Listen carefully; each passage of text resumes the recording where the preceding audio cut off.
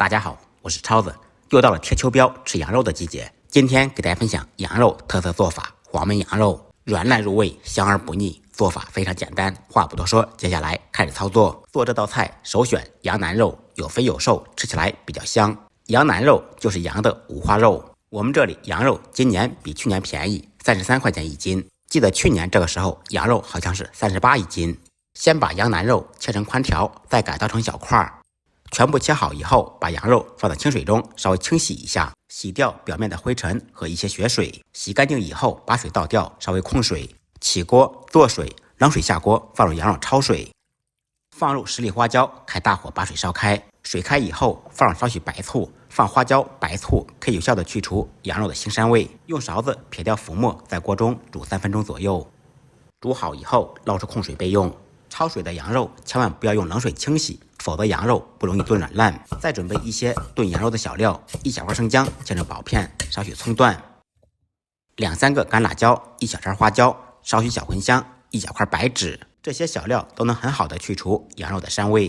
再准备1根胡萝卜，用削皮刀去掉外皮，切成滚刀块。条件好的可以放白萝卜，如果放白萝卜最好焯下水，去除涩味。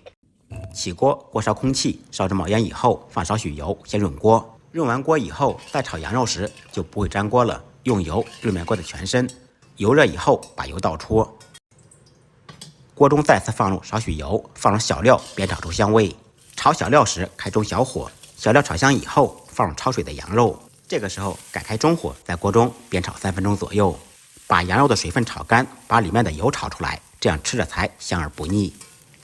炒制羊肉4面金黄，全部出油以后就可以了。然后沿锅边另用黄酒或者料酒去香增腥，放入少许糖色或者老抽增加底色，继续开中火翻炒均匀。然后放入半勺甜面酱或者黄豆酱增加酱香味。家里面有海鲜酱的，可以再放入1勺海鲜酱。